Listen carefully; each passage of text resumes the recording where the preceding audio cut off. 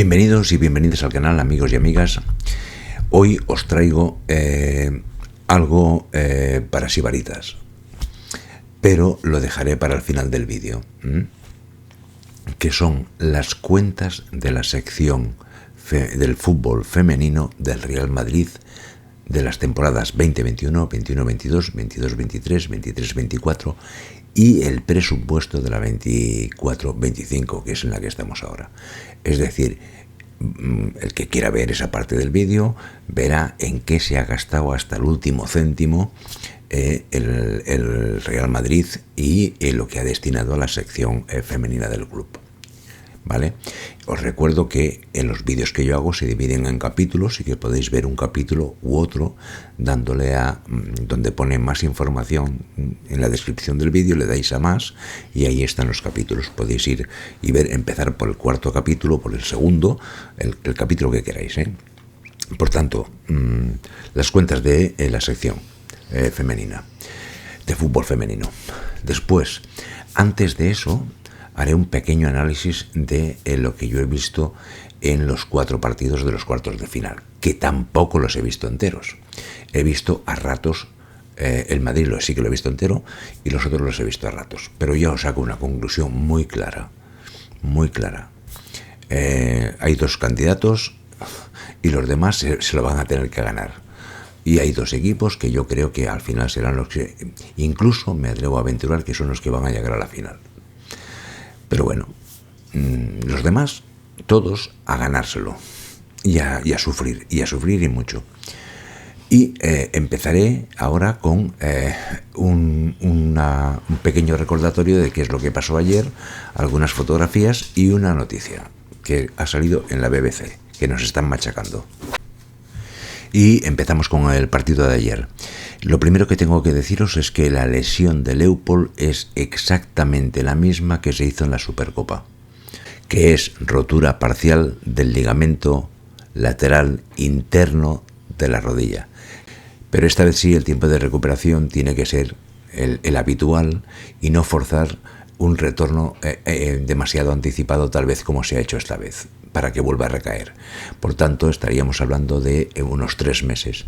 Por lo tanto, pues adiós Leopold para esta temporada. Estará para el principio de la temporada que viene. Lógicamente eso tiene unas consecuencias, es decir, tenemos 4 pivotes, una que es Teresa, yo creo que empezará a reaparecer a final de este año, es decir, no estará ni siquiera para el principio de temporada, estará para probablemente finales de la primera vuelta de la temporada que viene, y Leopold, que de momento para esta temporada ya no estará. Por tanto, nos quedan 2 pivotes, con lo que yo considero que Irune ya se quedará en el primer equipo.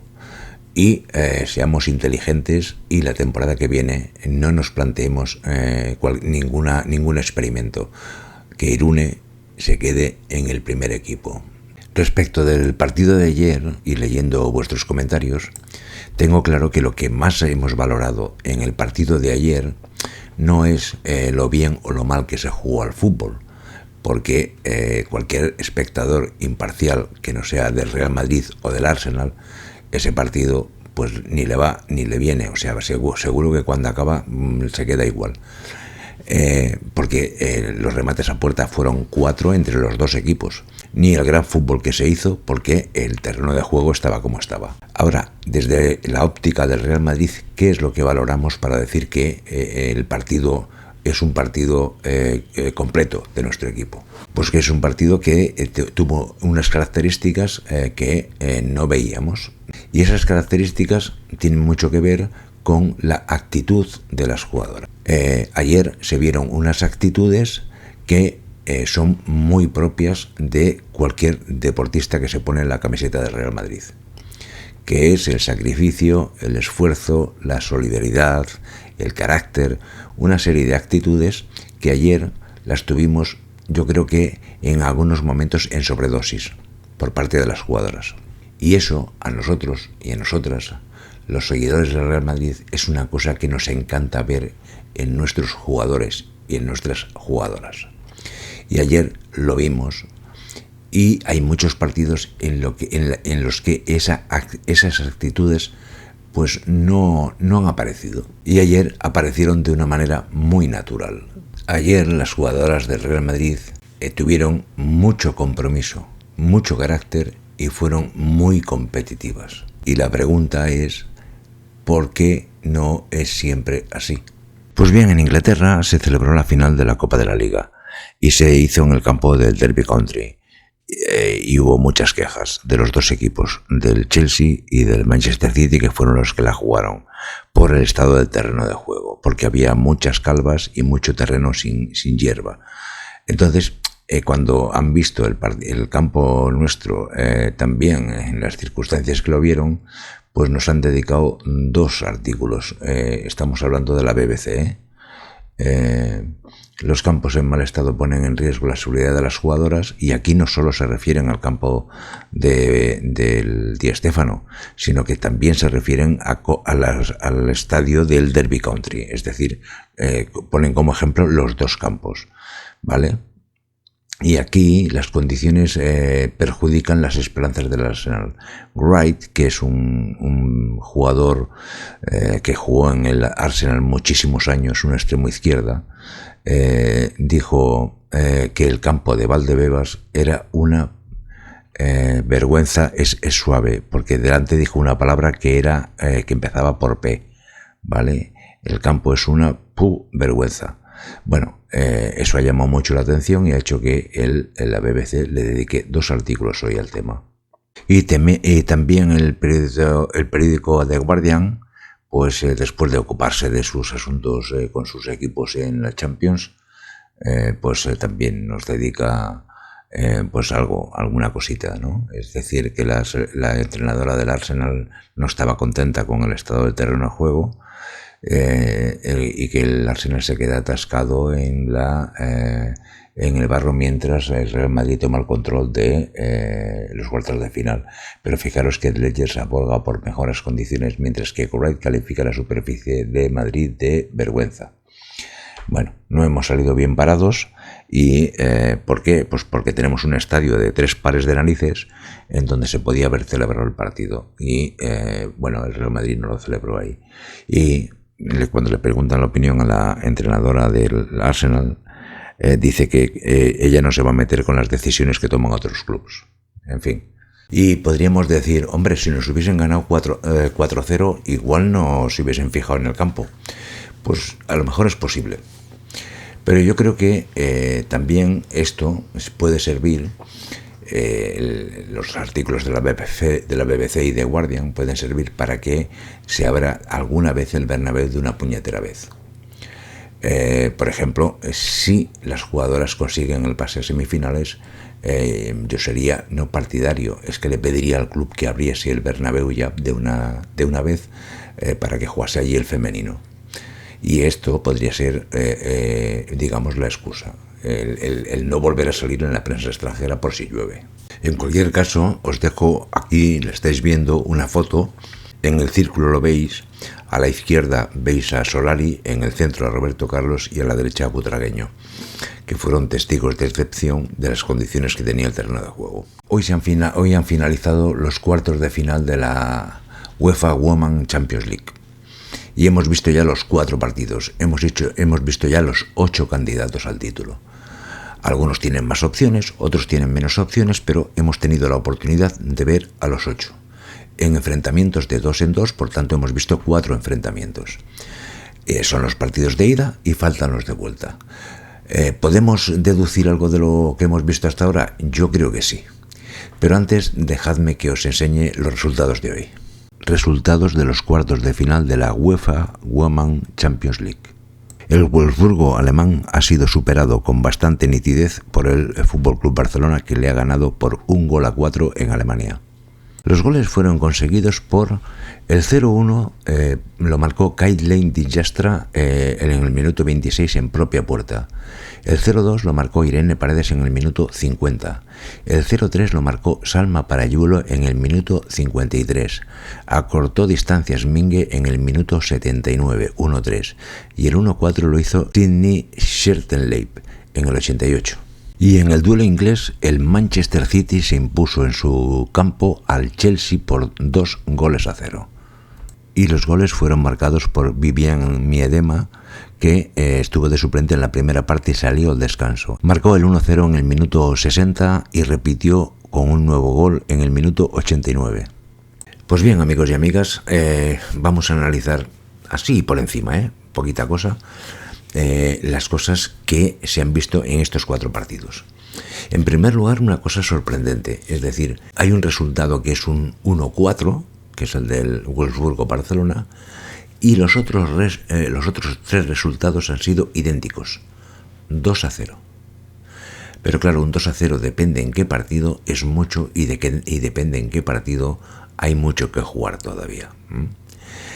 Por ejemplo, el 1-4 del Barcelona yo creo que le asegura el paso a semifinales. Yo eso, no veo al Wolfsburgo ni de broma remontando ese resultado. El Barcelona tendría que jugar con 4 y la portera. Y eso me parece que no va a ser posible. El otro equipo, los otros 3 equipos que han ganado 2-0 son el Olympique de Lyon, el Manchester City y el Real Madrid. De esos 2-0, 3 veces 2-0, hay una que creo que va a valer y va a servir para que el equipo esté en semifinales, que es el Olympique de Lyon. Ganó en campo del Bayern de Múnich 0-2 y yo no le vi muchas opciones al Bayern de Múnich.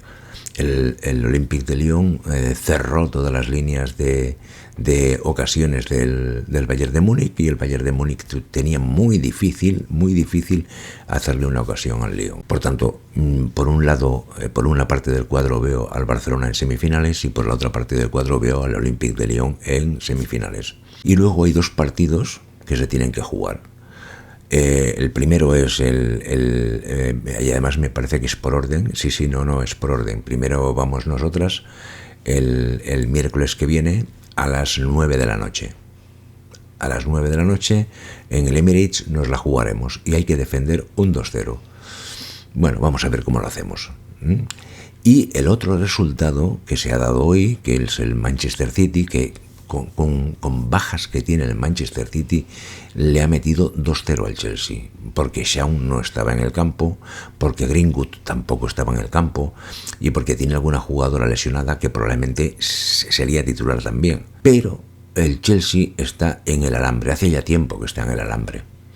Y alguna vez en este canal he dicho que el Chelsea es un equipo con mucha suerte, pero hoy no la ha tenido. Y que no ha tenido suerte no quiere decir que haya tenido mala suerte, sino que no ha tenido la suerte de otros partidos en los que en el último minuto o en los 5 últimos minutos pues le cae un penalti o mete un gol en fuera de juego, como fue contra el Brighton, el penalti por ejemplo contra el Arsenal, en fin, que ese detallito que a lo mejor es buscado, quiero decir que fuerzan el penalti pero en este partido eso no ha pasado. Y a mí me ha parecido que Sonny Bonpasteur ha hecho un planteamiento absolutamente rácano, muy rácano, con Mayra Ramírez en punta, a la que le echaban balones bombeados y la pobre mujer iba corriendo de un lado para otro buscando esos balones. Y se daba la casualidad que cuando superaba a la defensa y llegaba a la línea de fondo, no había ni una sola jugadora del Chelsea para rematar ninguna pelota. Con lo que yo he visto del Chelsea hoy, el Chelsea, si no mejora, para mí deja de ser un candidato a ganar la Champions. Yo supongo que mejorará, porque a Sonia Bonpasteur la han traído para ganar la Champions. No la han traído o no la han llevado a Inglaterra para ganar la Copa de la Liga, que alguna tendrá el Chelsea ya. La han llevado para ganar un trofeo que no tiene el Chelsea, que es la Champions.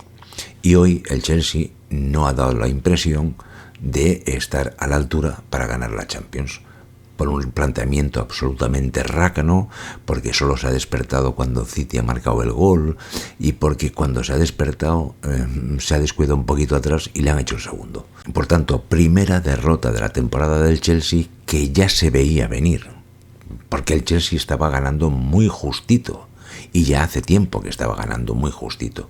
Que yo así, como lo he visto hoy, no va a ser campeón de Europa. El City, tal y como lo he visto hoy, le puede dar un revolcón al Chelsea incluso en su campo. o pudiera ser que el Chelsea reaccione y lo elimine en su campo, pero le va a costar sangre, sudor y lágrimas eliminar al City. Sabéis que el City ha cambiado de entrenador y hoy el City ha jugado muy serio, faltándole jugadoras, como he dicho antes, Shawn, Greenwood. Pues bien, amigos y amigas, vamos a estudiar las cifras que salen en los presupuestos del Real Madrid, en los presupuestos consolidados, es decir, aquellas cifras que ya han pasado por el auditor. Y tenemos los presupuestos consolidados o ya pasados por el auditor de en la época en la que existe la sección femenina del Real Madrid. Tenemos los de todas las temporadas excepto la actual, que está todavía en ejecución el presupuesto. Pues bien, vamos a presupuestos ya cerrados y ejecutados. Bien, como podéis ver, lo primero que he escogido es el apartado 21 del resumen anual de los presupuestos, que contiene también las notas del auditor, ¿vale? Por tanto, es absolutamente fiable. Pues el apartado 21 del resumen de los presupuestos se refiere a las personas empleadas por el Real Madrid. Y dentro de ese cuadro están las personas empleadas que tienen el carácter de ser o jugador o técnico. O jugador y técnico. Creo que no debiera haber nadie que fuese jugador y técnico, pero bueno, lo puede haber. Pero yo diría que son jugadores o técnicos, ¿vale? Muy bien. Antes de la creación de la sección femenina del Real Madrid en la temporada 2019-2020, el Real Madrid tenía contratados 0 personas que fuesen jugadores o técnicos mujeres. 0. Bien, por tanto tenía el 0% de personal contratado que fuese femenino sobre un total de 333 personas que tenía contratadas, ¿vale? Por tanto, los hombres eran el 100% del personal empleado por el Real Madrid que fuese jugador o técnico. Bien. En la temporada 2021 se crea la sección femenina y en esa primera temporada el Real Madrid contrata a 28 empleadas, ¿vale? 28 empleadas y el número de hombres que son empleados en esa temporada es de 393, con lo que el número de empleadas pasa del 0% al 6,6% y el de hombres del 100% al 93,3%. ¿Quién está en estas 28 empleadas? Es evidente que están las jugadoras del primer equipo de la sección femenina. Bien, ¿hay en este número alguien más que las jugadoras? Pues probablemente hay todas aquellas mujeres que son contratadas en su faceta técnica, entrenadoras, si las hubiese, fisioterapeutas, bueno, todo lo que serían mujeres, ¿vale? Contratadas incluso en los servicios técnicos, en los equipos técnicos, ¿vale? Lo que quiere decir que pues, probablemente esa primera temporada había pues 23 jugadoras, un ejemplo, y había 5 mujeres que formaban parte de los equipos técnicos. Pues muy bien, 28 jugadoras en total. Hay que recordar que aquí el equipo B estaba en quinta división, y por tanto ninguna jugadora del equipo B se tenía salario, por tanto no eran personas empleadas. ¿Qué pasa en la 21-22? En la 21-22 el número de mujeres empleadas por el Real Madrid pasa a 34 y el de hombres a 400, total 434, y eso significa un crecimiento que el número de mujeres pasa al 7,8% y el número de hombres baja al 92,1%. Bien, aquí tenemos el primer equipo femenino, con las jugadoras que tenga, más las mujeres que se hayan incorporado a los equipos técnicos. Por tanto, aquí difícilmente puede haber jugadoras del equipo B que tuviesen contrato. Jugarían, pero no tenían contrato, punto. ¿Vale? ¿Qué pasa en la 22-23? Se pasa de 34 a 83.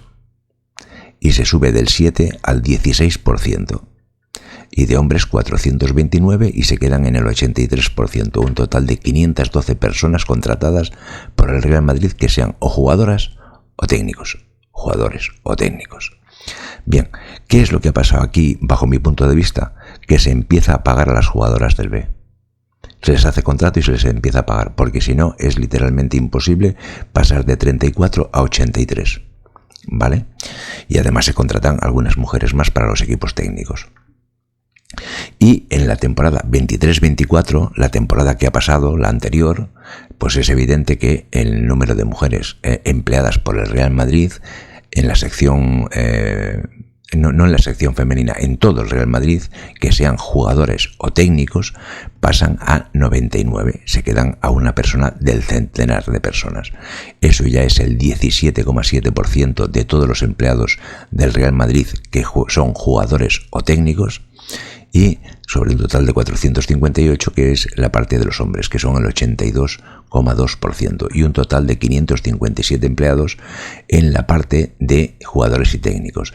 En general, el número de empleados fue de 1.100 y pico en esta temporada, pero que sean jugadores y técnicos 557, hombres 458 y mujeres 99. Es evidente que el gran salto que hay de la temporada 21-22 a la 22-23 es que se empiezan a pagar salarios al equipo B. Y por tanto tienes dos plantillas que pagar. La primera, que se pagaba el primer año y el segundo, y la primera y la segunda que se pagan a partir de entonces. No sé lo que cobrará una jugadora del B, no tengo ni remota idea. Pero en el número de empleados eso es crecer, es pasar de 34 a 83 y de 83 a 99. Por tanto, hay 99 mujeres que están empleadas por el Real Madrid y que son o jugadoras o técnicos. Por tanto, la sección a nivel económico ha ido creciendo y mucho, porque ahora mismo hay 99 mujeres que cobran su nómina del Real Madrid, cuando el primer año pues había 28. Y repito, la explicación más razonable es que las jugadoras del B ya cobran. Cobrarán, no sé lo que cobrarán, pero ya cobran. Y por tanto son 99 mujeres. Pues bien, amigos y amigas, aquí tenemos el cuadro con presupuestos ya ejecutados, ya pasados por auditoría, es todo ya resuelto de gasto y ingresos de presupuestos anteriores de la sección femenina del Real Madrid. Bien, en la temporada 2021, que la tenéis aquí, ¿vale? El gasto en personal, es decir, el gasto en personal deportivo, correcto, sí, es de 2.036.000, es decir, lo que cuesta todo el personal contratado del primer equipo más los servicios de equipo técnico y todo, incluso los equipos técnicos de la cantera, cuesta 2.036.000. El gasto total, es decir, el gasto de personal más otros gastos que tenga, transportes más otra serie de cosas, se va a los 3.384.000. Y los ingresos del primer año, acordaros que jugábamos en un campo que me parece que tiene capacidad para 800 espectadores y iban, no sé si eran 200 o 300 cada partido. Los ingresos del primer año de la sección femenina son de 394.000 euros. Esto que nos da que el primer año la sección femenina tiene un déficit de 2.990.000 euros, ¿vale? Este gasto es el 60% del gasto total. Bien, en el año 21-22 se incrementa lo que sería la masa salarial de la sección femenina en 400.000 euros, ¿vale? El gasto total se incrementa en mucho más, el gasto total, es decir, se incrementa en 1.400.000 euros. Y los ingresos todavía eran muy pequeños, es decir, los ingresos del año de la temporada 21-22, según las cuentas del club, fueron de 1.439.000. ¿A dónde nos llevó eso? A unas pérdidas de la sección de 3.315.000 euros. Los gastos en el capítulo de personal sobre el gasto total fueron el 51%, es decir, que se incrementó más el gasto general que el gasto de personal, porque antes era el 60 y ahora son el 51, ¿vale? En la 22-23 en los gastos de personal de la sección completa, ¿vale?, de personal deportivo, es de 4.743.000. Es prácticamente el doble de la 21-22. Y el gasto total no llega al doble, pero se incrementa muchísimo. Pasa de 4 a 8 millones en la 22-23. Los ingresos crecen, ¿por qué? Porque el Real Madrid empieza a hacer sponsorización por equipos. Entonces, hay una parte de la sponsorización que va al baloncesto, una parte de la sponsorización o del marketing que va al primer equipo masculino y una parte que va a la sección femenina.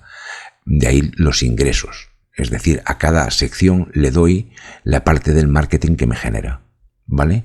Y entonces los ingresos pasan a ser de 7,421 millones. El resultado de explotación de ese ejercicio de la 22-23 es de unas pérdidas de 717.000 euros. Muy bien.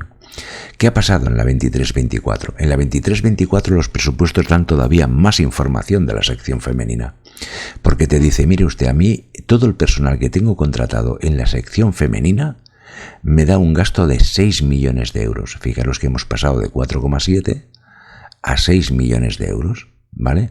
Esto ya está gastado, quiero decir, esto no es un presupuesto, esto ya está en la caja de cada uno de los que han tenido que cobrar, ¿eh? Por tanto, eso ya se lo ha gastado el Madrid, 6 millones de euros en gastos de personal. ¿Cuál ha sido el gasto total? El gasto total ha sido de 9.299.000 euros, ¿vale? ¿Y cuáles han sido los ingresos? Los ingresos han sido de 10.536.000 euros. ¿Eso qué produce? Eso produce un beneficio por primera vez en la sección de 1.237.000 euros. ¿Vale? Pero claro, estas cifras hay que explicarlas.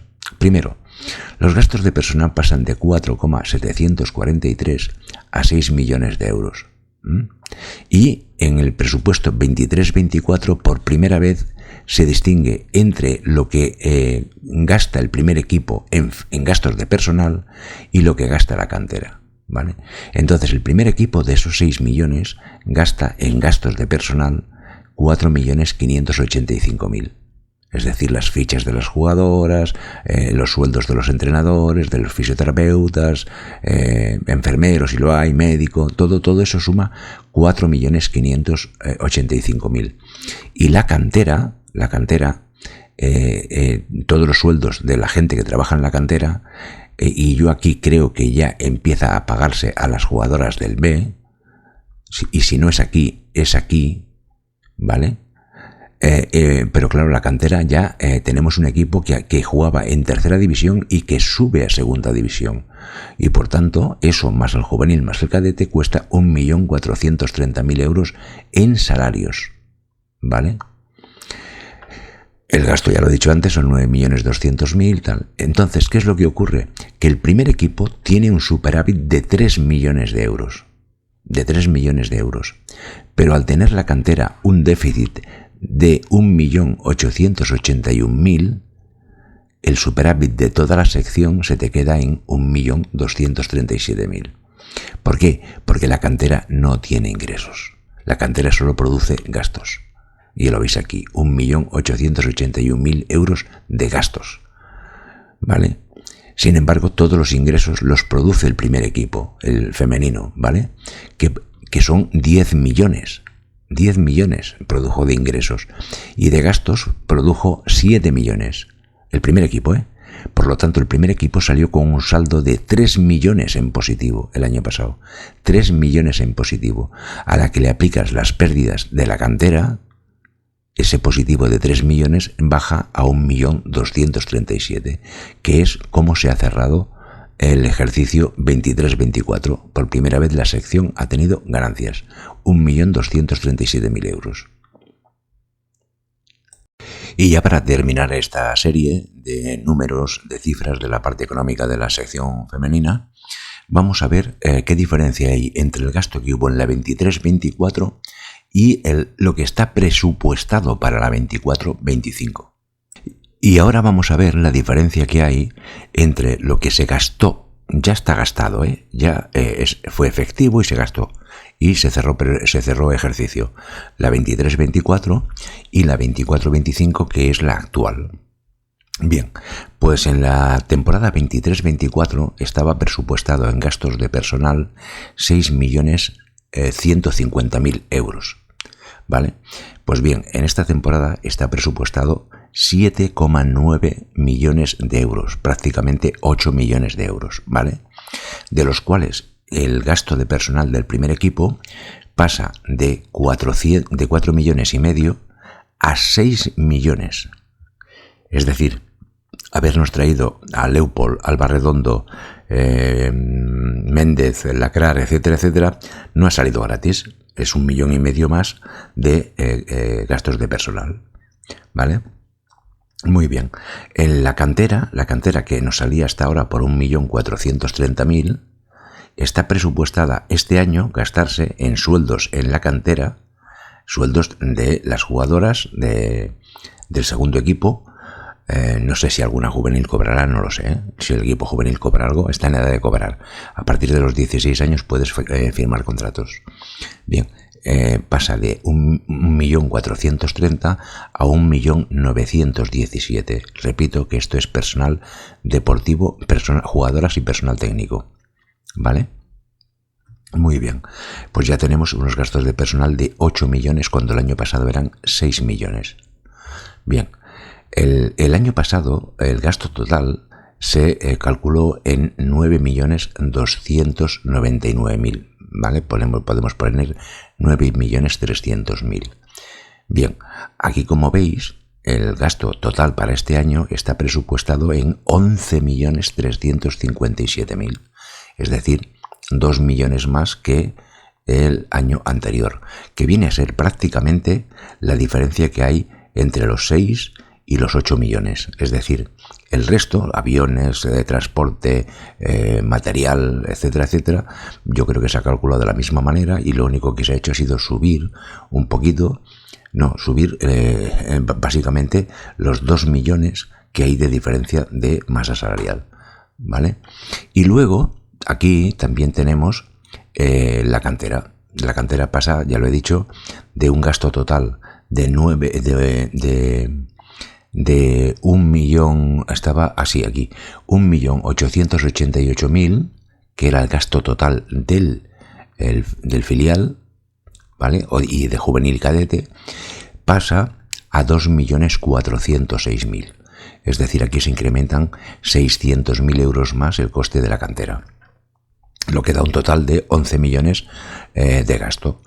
¿Cuánto ha presupuestado el Real Madrid en ingresos? El Real Madrid en ingresos tuvo el año pasado 10.536.000, eso ya es seguro, y ha presupuestado para este año unos ingresos de 10.519.000. ¿Eso qué significa? Que en el presupuesto de este año 24-25 el gasto es mayor que los ingresos y por lo tanto el balance a final de temporada, el presupuesto del balance, el balance del presupuesto es negativo. Es decir, a nivel de presupuestos el Real Madrid ha presupuestado unas pérdidas de la sección femenina de 838.000 euros. ¿Vale? Bien, pues ahora ¿qué es lo que ocurre? Que una vez llega a 31 de diciembre te hacen un primer análisis de cómo van los presupuestos y te dicen que el gasto que se ha gastado el Real Madrid en esta parte es de 3,5 millones en los primeros 6 meses. Pues eso, bueno, a nivel económico está muy bien.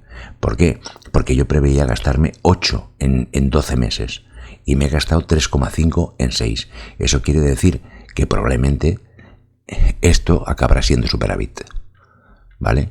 Porque yo aquí ya no voy a decir que me ahorro, pero ya me va a costar a final de año 900 y pico de mil euros menos de los que tenía presupuestados. Esos 900 y pico mil euros hacen que esto pase a positivo. Y además se ha crecido en ingresos también. Por lo tanto, es más que previsible que la sección femenina vuelva a acabar en la 24-25 con superávit. Pues bien, amigos y amigas, hasta aquí el vídeo de hoy. Tengo que deciros que todas las cifras de esta parte económica han sido sacadas de la memoria o del resumen de los estados financieros del Real Madrid ya pasados por auditor de cada temporada, que los podéis encontrar en la página web del Real Madrid en el apartado Transparencia. El resto, como se repite cada año, pues solo tienes que ir comparando el apartado 23 con el apartado 23 con el apartado 23 de cada año. Y ahí ves las diferencias que hay. O sea, el único mérito que yo tengo aquí es haber cogido y haber mirado todos los presupuestos en el mismo apartado e ir comparando qué evolución tenía cada año y ya está. Bueno, pues espero que... Yo sé que este vídeo, demasiada cifra y tal y cual, pues igual es un poco engorroso. Por eso yo decía al principio que era un vídeo, esta tercera parte era un vídeo para sibaritas, para gente que quiera conocer la sección más a fondo en la parte económica. Pues bueno, aquí lo vamos a dejar aquí. Os envío un fuertísimo abrazo a todos y a todas y nos vemos en el siguiente vídeo. Muchas gracias.